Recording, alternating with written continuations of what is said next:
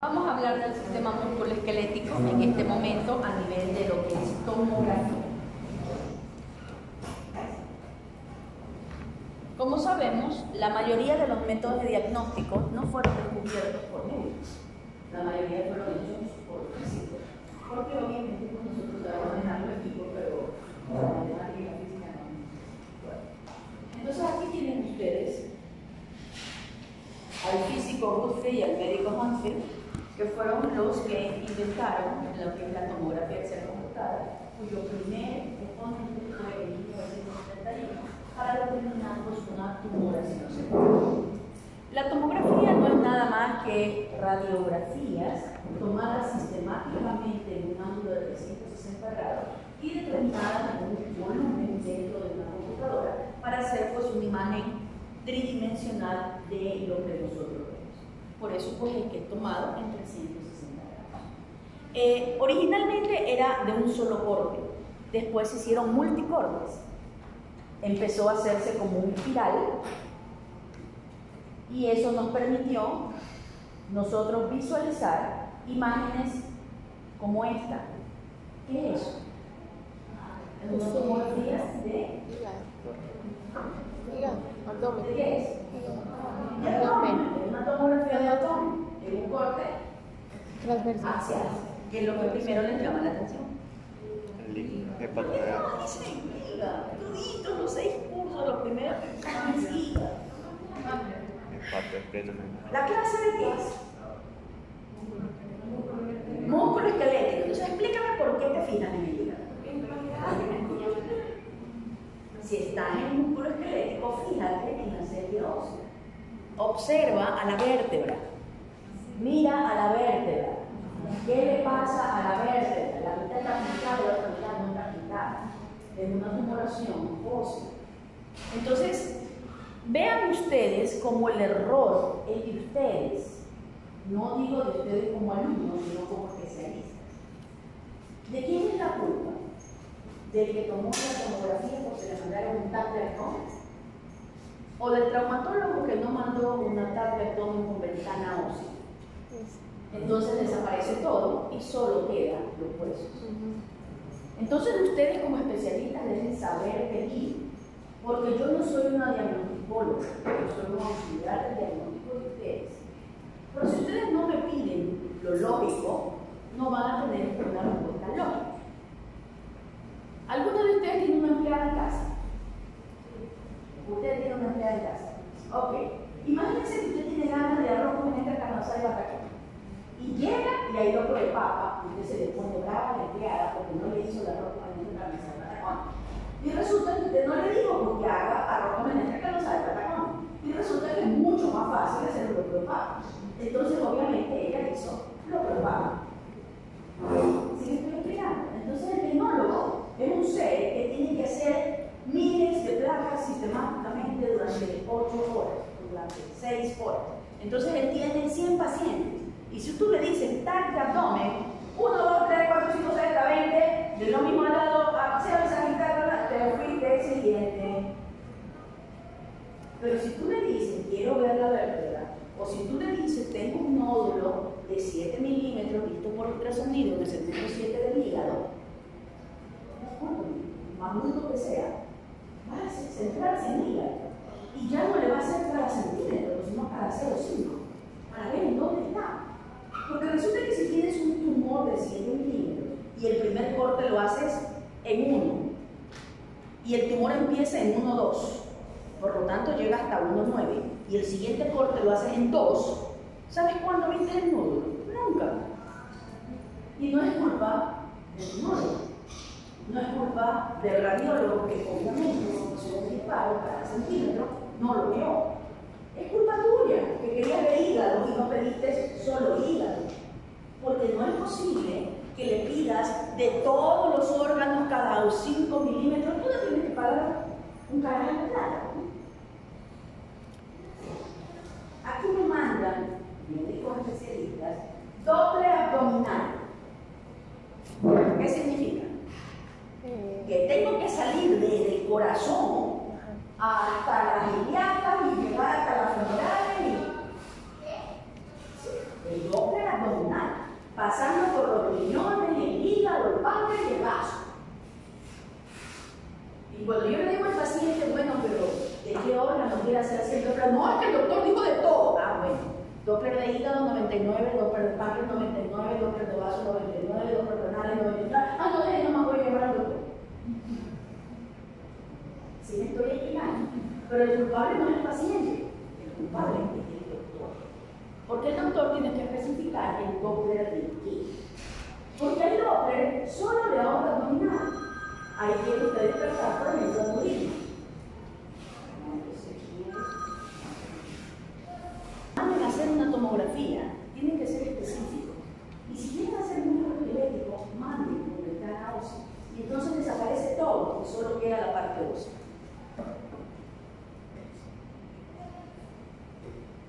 Como ustedes van a ver, un radiólogo no está con esa plaquita de 16 mini plaquitas que tienen que ponerte una lupa para verla, porque son de 4x4. Tengo dos pantallas de 21 pulgadas para cada imagen. Y entonces a un lado tengo para diagnosticar. Así diagnosticamos nosotros. Sin embargo, a ustedes no les dan las clases frente al par. A ustedes les sacan la laminita con 16 páginas y mire, vea, ahí está. Y usted se queda así con una cosita de vuelo que ya está a distancia, no ve nada. Y sí, ahí está, y ahí está. Ah, sí, ahí está. Y ustedes dicen, sí, ¿todos entendieron? Sí, ¿alguien tiene alguna pregunta? No, todos lo vieron, sí, doctor, está clarísimo. Y son unos cuadraditos de 16 placas en cada hoja, que no la hizo el imagenólogo, no la hizo el médico, sino el tecnólogo. Y si tú tienes 20 placas, una cada centímetro, y tienes que mandar 16, ¿qué haces? Una, 3, 5, 7, una de 2, 5. Y lo mismo hace el axial con análisis de estado. ¿Sí me explico? Entonces usted nunca vea una placa por el sobrecito que está debajo del colchón del paciente. Ese es en donde ustedes estudian. Los casos ustedes ven con el sobrecito que está debajo del colchón del paciente. Tome el número de historia clínica, tome el número del paciente y vaya al PAC y vea allá la imagen. Entonces usted va a poder diagnosticar algo. ¿Me explico? Entonces ustedes tienen que tener secuencia de su posibilidad diagnóstica. Obviamente en esos sobrecitos de 16 tomas no siempre se puede diagnosticar. Uno normalmente diagnostica en el flat panel o en el PAD. Como habíamos hablado, la tomografía empezó a mejorar a partir de los años 80 cuando se pudo hacer en múltiples cortes, ya no era un solo corte en 360 grados, sino que se hacen múltiples cortes para sacar el volumen de todo el área que queremos. Ahí es que se hizo hasta de 5 milímetros y empezó a mejorar en relación con la resonancia magnética. Se pensó que la resonancia magnética iba a dejar a un lado la tomografía, pero los valores de resonancia magnética no lo pueden. Entonces tú tienes una tomografía que puede costar $40 versus la resonancia más barata que puede costar 400. Entonces, obviamente, un tomógrafo puede costar $150.000 el tomógrafo, un resonador cuesta $1 millón. Entonces, las diferencias de precios son abismales entre uno y otro método diagnóstico, por lo que se mejoró la tomografía para sacar mejor partido de lo que hace el método diagnóstico. ¿En qué está indicado? Indicado en pacientes con traumas, dolores inespecíficos, afectación de articulaciones, exploración para planificar mapeo de cirugía y para estudio obviamente tumoral. Aquí tienen ustedes, miren, una anteroposterior sacroiliaca con sustracción de todos los órganos porque tiene una ventana ósea. ¿Sí ven la diferencia, no? Entonces usted ve solo el hueso. Y tú puedes ver que aquí está el sacro y aquí está la cresta ilíaca y observe cómo está hiperdensa. Entonces eso es una sacroileitis por una artrosis sacroiliaca. ¿Ok? Este avance tecnológico introdujo grandes mejorías, especialmente en el campo de la otorrinolaringología. Hasta hace 20 años, para tú sacar una radiografía de oído, Dios mío, tenías que colgarlo de los pulgares. Eran 6 posiciones: Steinberg, Hirsch, Schuller, boca abierta, boca cerrada, en ángulo de 45, clásico, el ángulo de 150. O sea, después de eso la persona quedaba desfasada y necesitaba tranquilidad 24 horas hasta que el cuello vuelva a ponerse en su lugar. Con la tomografía desapareció todo esto, porque obviamente se corta el peñasco y se acabó el problema. Entonces actualmente en otorrinolaringología casi no mandan radiología, sino exclusivamente tomografía. Senos paranasales todavía se hacen en rayos X y cábulos todavía se hacen en rayos X. La tomografía jugó un rol importante en la patología musculoesquelética, aunque en los años 80 se pensó que la resonancia magnética iba a mejorar. Pero con los multicortes y multiplanos de 0,5 a 1 milímetro de corte, la tomografía sigue siendo el gold estándar, ¿no? Aquí tienen ustedes una imagen tridimensional en el que estás haciendo sustracción digital del fémur. Observa cómo tu ojo se centra en la tibia y el peroné, porque al oscurecer todo, tu ojo se centra en lo que está más claro. De esa manera el tecnólogo hace que tú te fijes en el órgano que se está queriendo observar. Se pueden hacer imágenes tridimensionales para visualización de articulaciones, también para el crecimiento o engrosamiento de tejidos blandos, en diversos procesos patológicos. Usualmente son diagnosticados desde un estudio simple, sin embargo, se utiliza a veces medio de contraste para mejorar el nivel de afectación y extensión.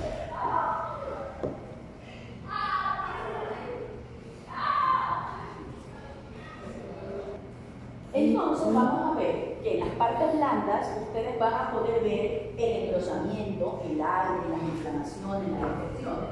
Obviamente usted puede ver celulitis de partes blandas en ultrasonido, pero se ve mucho más extendido a nivel de tomografía. Usted puede ver desde arriba, en otras palabras, todo el área que usted está necesitando. Observen esto. Estamos en el músculo esquelético. ¿Qué les llama la atención de este corte? No me digan el intestino, ya todos me dijeron el intestino. ¿Qué les llama la atención? ¿Qué les parece raro?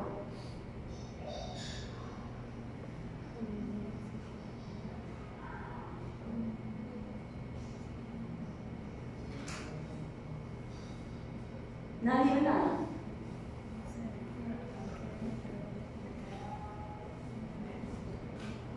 Si estamos en músculo esquelético, tenemos que ver de las vértebras para afuera, ¿no? No de la vértebra para adentro. ¿Qué ven de la vértebra para afuera? Observen estas cosas. ¿Ustedes creen que esto es normal? Esos son los cuadrados lumbares, totalmente hipertrofiados. Eso es producido por una rhabdomiólisis. Y ustedes se han conocido de esas bacterias que son comecardia, de esas. En este caso, esto es un estreptococo del grupo Viridians. Entonces ustedes van a poder visualizar en cortes sagitales y axiales y coronales un área amplia que no te lo permite, por ejemplo, el ultrasonido o la radiología convencional. Miren ustedes, ¿qué es esto? ¿Qué es eso? Una mano, ¿pero qué sector de la mano? El carpo. ¿Y qué imagen es esa?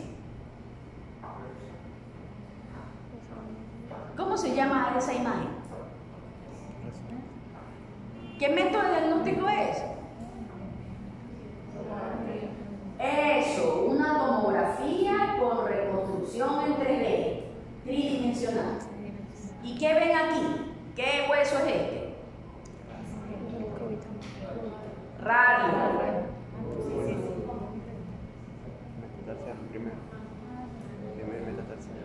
El primer metacarpiano. Por lo tanto, este es el escafoide, semilunar, piramidal, pisiforme.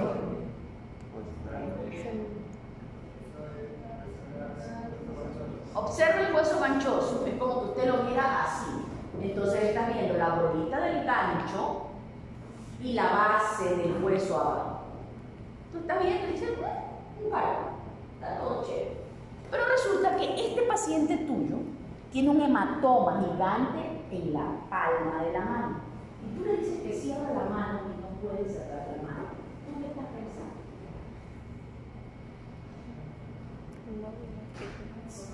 Una fractura. Y entonces resulta que la tomografía te dice no hay fractura. Pero tú le estás viendo el morado y estás viendo la imposibilidad funcional. Entonces tú como médica dices no, ahí hay fractura. Entonces, ¿qué haces? ¿Qué mandas a pedir? No, necesitas en tomografía. De 40 dólares te pasaste a 400. ¿Qué le haces a esa tomografía? Una sustracción digital, lo que hablamos.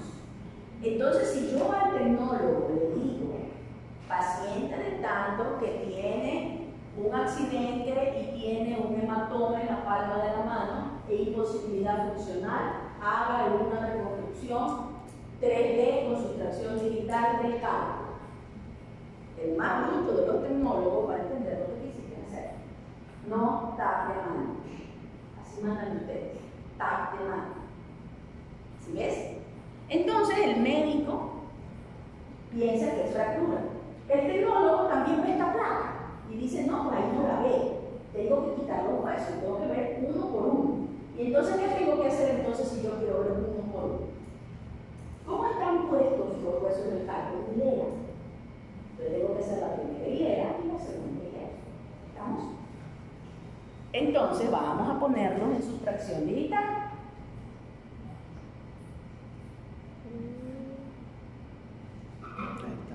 Esa es la hilera distal, trapecio, trapezoide, hueso grande y hueso ganchoso.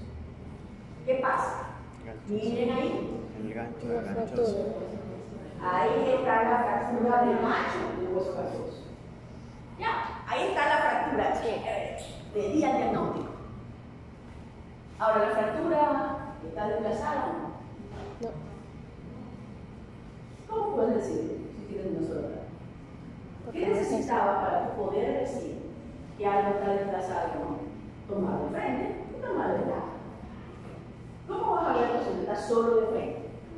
Si yo estoy aquí y aquí, lo veo igual que si estoy aquí, de frente. Y que si estoy aquí, de frente. ¿Sí me explico? Solo viendo de lado yo voy a ver la diferencia. Si yo lo veo de frente, va a estar lo mismo aquí que aquí que aquí. ¿Estamos? Entonces tú le tomas una lateral. Y miren dónde está el gancho. ¿Ves? ¿No?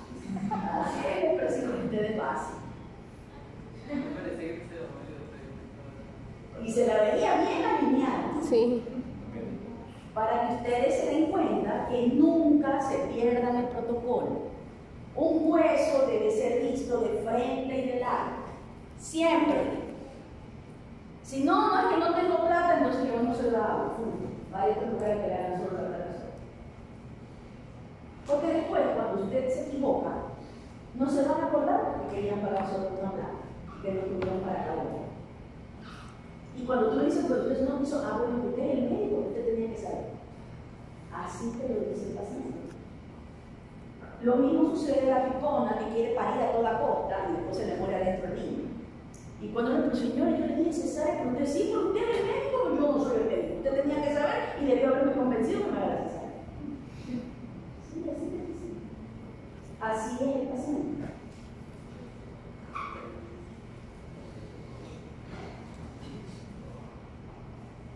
Cuando usted tiene una reconstrucción en 3D, actualmente se le hace a todas las patologías traumatológicas, especialmente los accidentes.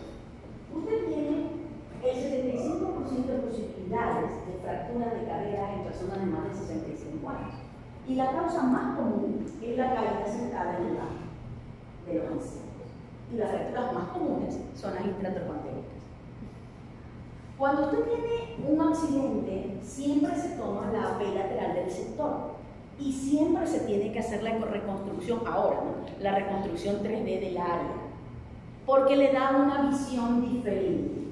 Así como en el cargo, la reconstrucción 3D no nos decía nada, y en cambio la sustracción digital, que no es el diagnóstico, en determinadas patologías, la sustracción digital no nos da el diagnóstico y es la reconstrucción 3D la que nos da el diagnóstico. Entonces, aquí tiene usted. ¿Qué hueso es ese? Mire que es una bola que tiene un hueso, solo pueden ser dos huesos. Bueno, o enfermo. Ahora miren la cavidad glenoidea. ¿Qué es eso? ¿Húmero o fémur?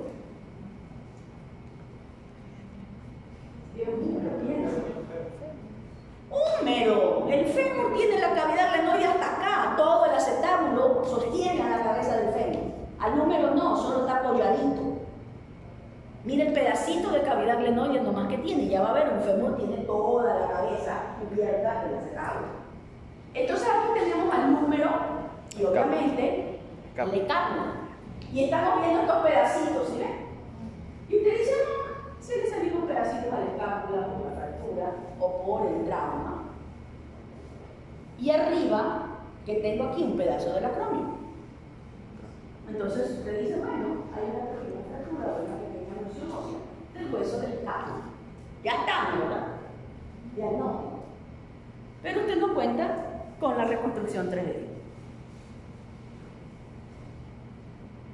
Miren ustedes lo que era. Era la fractura de la apófisis coracoides. Y lo que está cayéndose son pedacitos de esta fractura que están acá. Y al escápula no le pasa nada. A la cabeza del húmero no le pasa nada. A la corona clavicular no le pasa nada. Y entonces cambió todo el esquema del diagnóstico. Porque usted hizo la completa. En otras palabras, vio el bosque, no solo el árbol. Es verdad que es necesario ver el árbol, pero a veces también es bueno ver todo el bosque para darte cuenta y orientarte en dónde.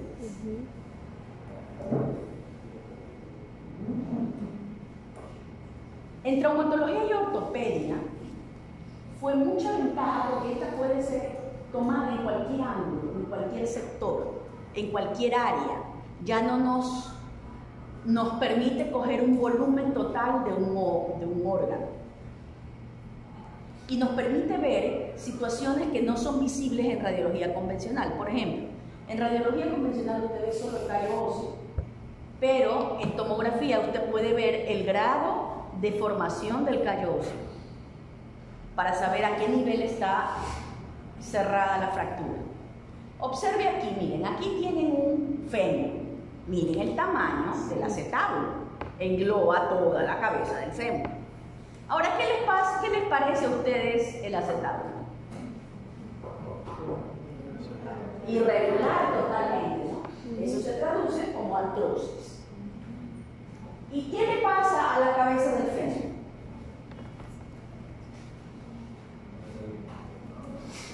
No cierra. ¿Le pasa algo a esa cabeza o no le pasa nada?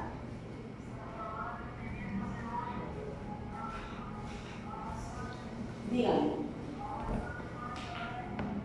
Mi amor, mire, vaya al baño, lávese la cara, se me está durmiendo, lo veo los ojos inyectados de sueño, vamos, vaya. La superficie de la cabeza del fémur, y miren ustedes cómo siguen la línea, y aquí se quedan, y después hacen esto. Aquí está la fractura. Esa no es una fractura normal, es una fractura patológica. ¿Qué significa? Se aplastó, literalmente. Y si ustedes la ven en anteroposterior, mucho el coronal, observen. Miren cómo la cabeza está totalmente aplastada. Aquí ya no hay ni cuello de fémur. Totalmente contra la porción intratrocantérica. Y miren cómo la cabeza se sale del acetábulo. Y todo el acetábulo está irregular, igual que la cabeza. Eso se llama enfermedad de Leppertz-Calvé o necrosis aséptica de la cabeza del fémur. Todos ustedes han escuchado de la endocarditis bacteriana, ¿verdad? Sí. Producida por El estreptococo. Estreptococo, hemoglobina del grupo A. ¿Qué es lo que decía la semiología? Lame las articulaciones y muerde el corazón. ¿Sí se acuerdan de eso? Se lo dijo todo lo que le enseñaron a Fibrer. Esa fue la cosa. Usted ve a un niño de 2 años con faringoamigdalitis, le hace un exudado faríngeo, que estreptococo hemolítico, le da receta así, 1.200.000, una vez por semana, durante un mes, una vez por mes, durante un año y se acabó. Ya está, curado. 20 años después tiene esto en la cadera, 40 años después, fallo valvular. Lo que le faltó a ese tratamiento es una vez por año el resto de la vida. Entonces, esto van a ver ustedes con mucha frecuencia en nuestro medio, especialmente nuestra gente que no le gusta sacarse las amígdalas. Tienen a los niños con las amígdalas por siempre. Y entonces está ahí el estreptococo y va por la vía hematógena a todo el cuerpo. Y termina dañando caderas y termina dañando el corazón.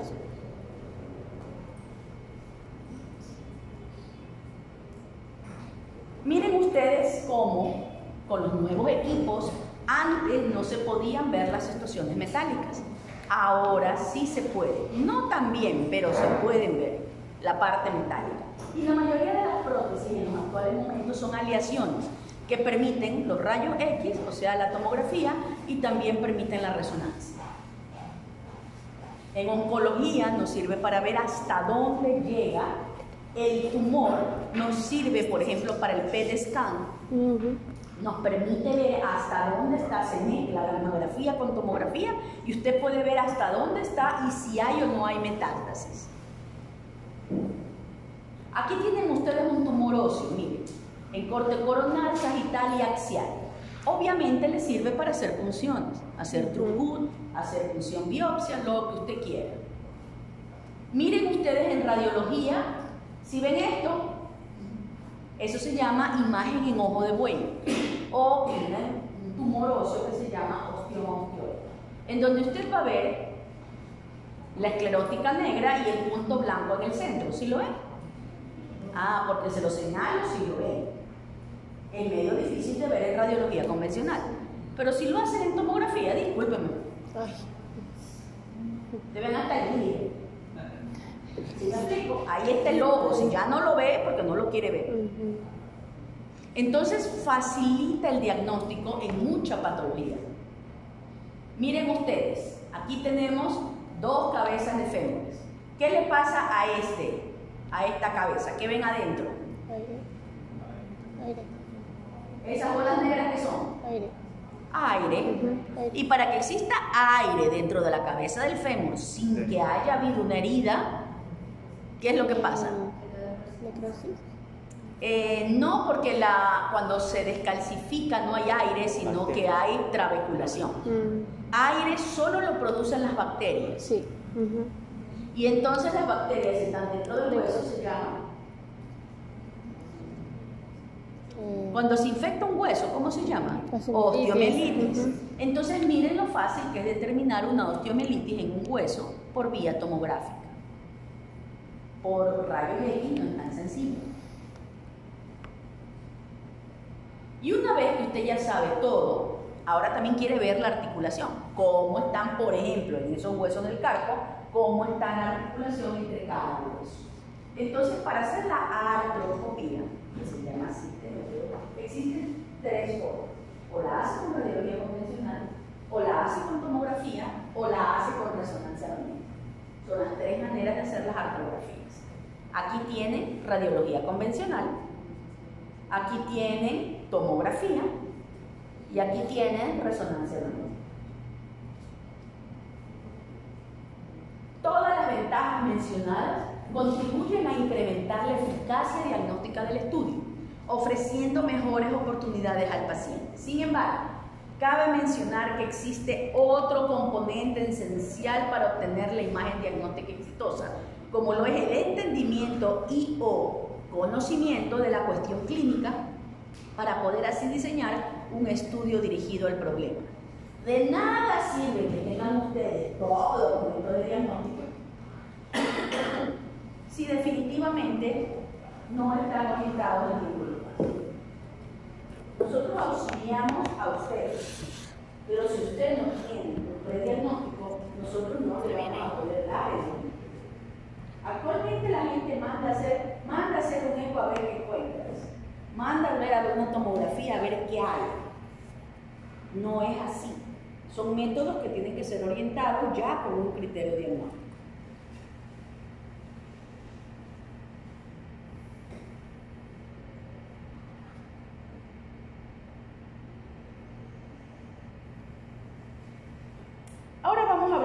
ultrasonido. El ultrasonido, o la ecografía, como usted quiera llamarlo, a nivel músculo esquelético, es casi el gol estándar de las articulaciones y del sistema músculo esquelético porque es dinámico. Usted lo puede utilizar tranquilamente las veces que le dé la gana. No es tan caro, pero lo que sí hay es que tiene que estar orientado en tiempo y espacio. Por ejemplo, usted tiene aquí un corte transversal de hombro. Miren el transductor. Va a ir de la piel hacia atrás.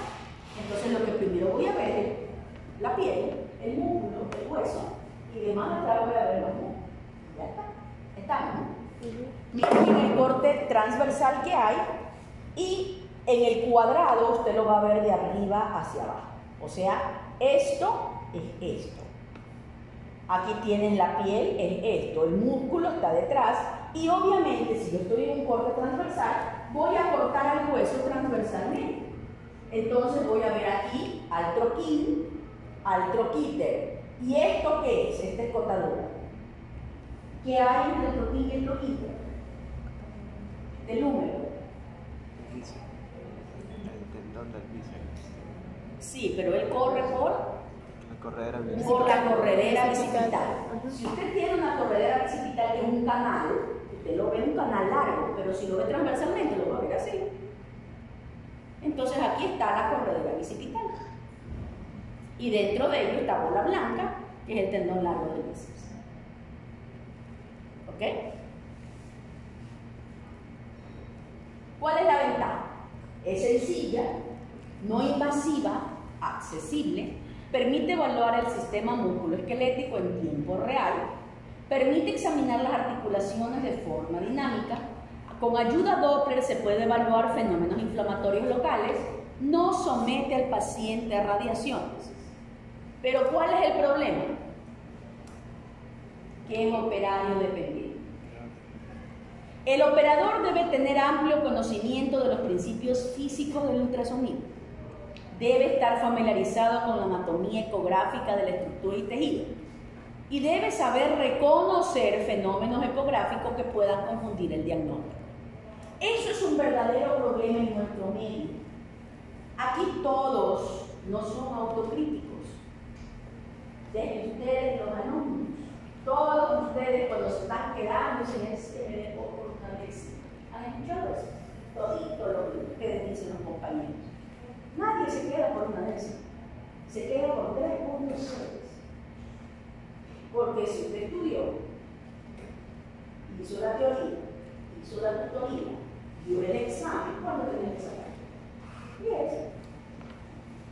Se cayó, 9. Usted ya no me gusta la materia, 8. Pero se punto 4. Discúlpeme. Tiene que la segunda inglesa, mea culpa, conmigo. Eso sí. Sin embargo, ustedes gritan a los 4 vientos, me dejó por una décima, maldito desgraciado. ¿Qué le costaba? Pero ninguno de ustedes se está quedando por una décima. Eso es la autorregulación. ¿Sí me explico? La mano a la niña lavarse la cara cuando se está durmiendo, porque la veo dormida. Pero sin embargo dice, no doctora, yo no estoy dormida. Frente. Lo cojo copiando, le pongo menos 1, lo estoy viendo copiado, un poco más le grita al otro, le hace señas de viento, ¿sí? Y porque le digo, doctora, yo no estaba copiando. Y la cara. Y me ofrece. Así son ustedes, a nivel de alumnos. Una vez que salen de la universidad, ya son médicos, se creen una mamá de casa. Pero cuando terminan la especialidad, y son profesores, es que yo soy la verdad y la vida. Que ellos son los que tenemos resultados. Cuando llegas a la altura, solo sé que nada sé. Después de 30 o 40 años de estudio. Porque te das cuenta que lo que tú conoces es una pizca del conocimiento total que existe. Por lo tanto, tienes que estudiar siempre. Entonces, uno nunca para de estudiar. Y es el miedo a errar y el miedo a que alguien se muera en tus manos por no saber lo que te hace seguir estudiando. Pero resulta que ninguno de ustedes tiene eso. Ni siquiera tienen el miedo. Porque hasta que están en interno, yo no sé, yo soy interno allá en doctor. Todo el mundo tiene la culpa menos ustedes. Profesores corruptos. ¿Se han escuchado eso también? Disculpen, para que haya un profesor corrupto, hay un alumno corrupto. Porque si un alumno no le paga al profesor corrupto, no habría por el profesor corrupto. Porque para que haya un ladrón, tiene que haber quien compre lo robado. Para que haya un profesor corrupto, tiene que haber alumnos que le paguen. Porque si viene alguien a pedir plata, pues firma pues todo, bigote. No, ¿para qué? Págale nomás, si ya te pone 10, te sirve para hacer mejor que él. Así son ustedes. Y sin embargo se rasgan la vestidura por la corrupción de la universidad. Ustedes hacen la universidad. Entonces, aquí usted necesita ponerse la mano en el pecho y saber lo que realmente sabe. Usted sí sabe lo que sabe. Los demás no saben lo que usted sabe. Pero usted sabe cuando vaya a un problema que cualquiera que compra un equipo de $5,000 que lleva 15 días, porque en realidad ya soy ecografía. Discúlpame, los tecnólogos quieren hacer ecografía. Las obstetrices quieren hacer ecografía, ni siquiera son médicos. Y entonces, usted con una buena arma de diagnóstico la plasma. Y entonces ahora, obviamente, tú tienes que saber quién es el que sabe hacer ultrasonido para mandarle a esa persona a hacer ultrasonido. Porque hay 100 más que lo hacen a la maldita sea. Esa es la desventaja del método. De ahí tenemos la ecografía Doppler. La ecografía Doppler es un método que nos permite visualizar en color rojo o en color azul si el flujo se acerca o se aleja del transductor. Y nos permite, como tiene un índice de pulsatividad y de resistencia, ver un espectro de color. Pero el Doppler de poder, que es otra forma de Doppler, solo va a ver el flujo, no va a medir las presiones. ¿Se acuerdan cuando hablamos de la adenomiosis que yo decía que se sangra en napa? O sea, como que se suda sangre, porque no hay un flujo real, no hay una arteria ni una vena. Eso sucede en el músculo esquelético. Cuando ustedes tienen una inflamación, ¿cuáles son las 3 características clínicas de la inflamación? Dolor, calor y rubor. El dolor no lo puede ver. El calor no lo puede ver. Lo único que puede ver es el rubor. El calor lo sientes. Al calor no lo puede ver. Entonces, como aquí ultrasonido es solo lo que ves, tú solo puedes ver el flujo. Y entonces te vas a encontrar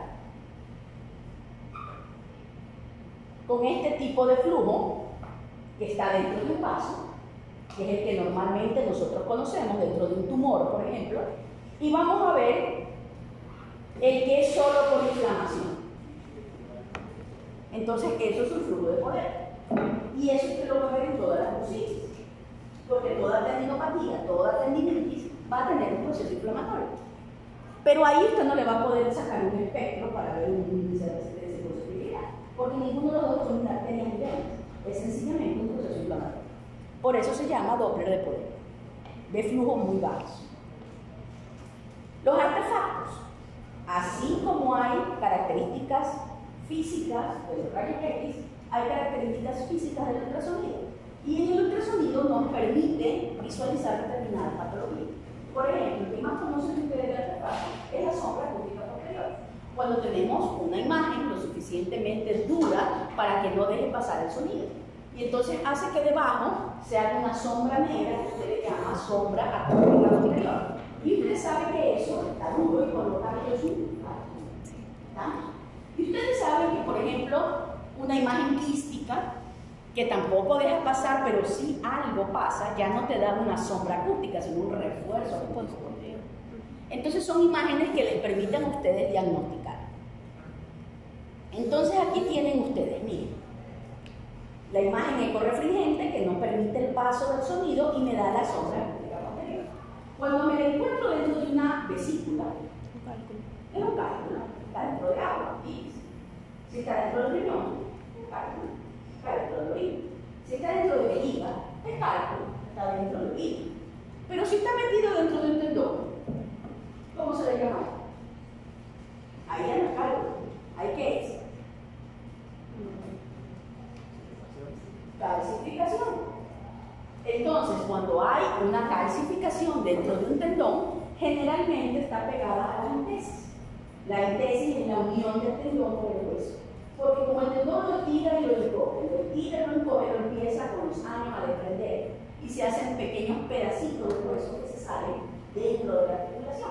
El más común de ellos es el espolón posterior o la calcificación del tendón de Aquiles, que es la más común que existe.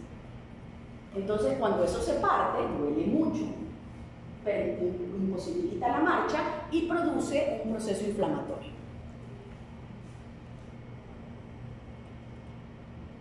Los artefactos del lóbulo lateral o ángulo crítico. Eso es cuando el sonido cae sobre una superficie curva. ¿Alguna vez ustedes han visto esas bolas de pilates?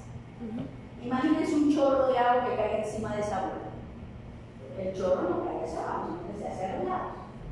Esa proyección lateral del sonido es lo que se llama ángulo crítico. Y ustedes van a ver una imagen redondeada en donde el sonido se abre como en campana, por lo que es redonda la superficie. Eso es ángulo crítico. En cola de cometa es una reverberancia que se hace debajo de la imagen que estamos viendo. En otras palabras, ve la misma imagen, la misma imagen, la misma imagen, la misma imagen. Lo más común de eso es, por ejemplo, una aguja metálica en ultrasonido. Entonces usted va a un quiste, le mete una aguja y usted va a ver la aguja, la aguja, la aguja, la aguja, la aguja, la aguja, la aguja, la aguja. Eso le permite diferenciar de la superficie ósea y saber hasta dónde aspiran el líquido que están aspirando.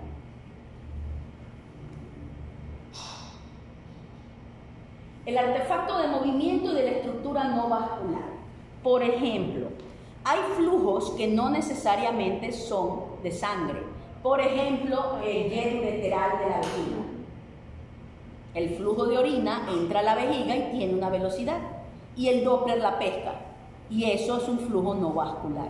Sin embargo, lo puede ver en el Doppler. Otra cosa que puede ver en el Doppler es, por ejemplo, el twinkling de un cálculo de menos de 3 milímetros en el riñón. Usted le pone el efecto Doppler y la piedrita le hace un desvío de la imagen y se va a hacer un rayo turquesa o amarillo que va a ser diferente al rojo y azul que usted está acostumbrado del Doppler. Y usted sabe que ahí hay una piedrita de menos de 3 milímetros. Artefacto de anisotropía. El material anisotrópico es aquel que demuestra diversas propiedades de acuerdo al ángulo del haz de sonido. El más común es el del tendón. Usted va a ver que si coge un tendón perpendicularmente hablando, lo va a ver blanco, brillante, ¿sí lo ve? Pero si coge punta tacón y le hace 60 grados, mire como usted puede ver el tendón y acá el tendón largo del bíceps moviéndose, esto es un hombro. Y acá no puede ver el tendón largo del bíceps porque se hace una sola imagen. Y punta tacón se hace porque es la manera como ustedes pueden hacer los 60 grados. Todas las niñas que aquí están, cuando aprendieron a caminar en tacos, porque se dice punta tacón, porque cuando usted está en tacos de punta, tiene que poner primero la punta y después el taco.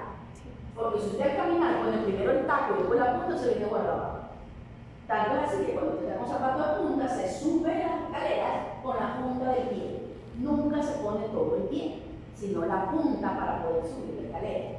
Por eso es que la mayor parte de esguinces son en las plataformas, porque en la plataforma usted tiene que poner el pie y ahí se viene el guardabajo.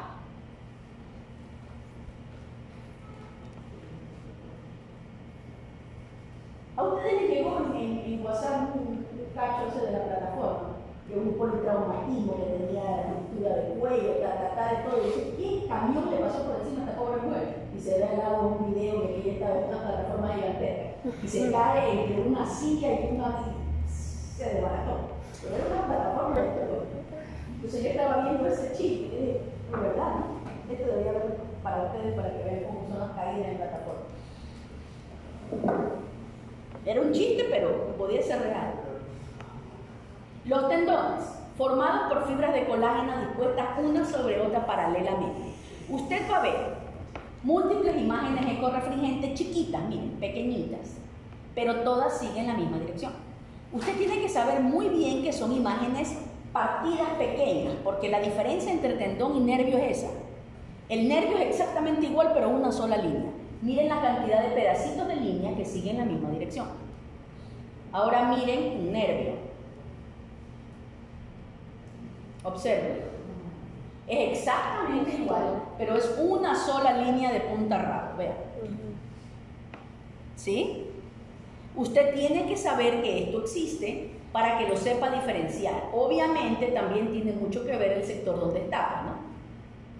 Si está en la mitad del glúteo es el nervio ciático, si está en el hombro es el tendón del bíceps, ¿no?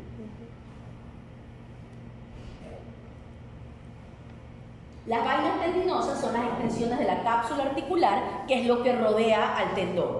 Entonces, por ejemplo, aquí tiene usted la vaina tendinosa. Este es del tendón de Aquiles, por lo tanto está pegado a la piel y usted no ve la superior. Pero normalmente se ve así, envuelto todo el tendón.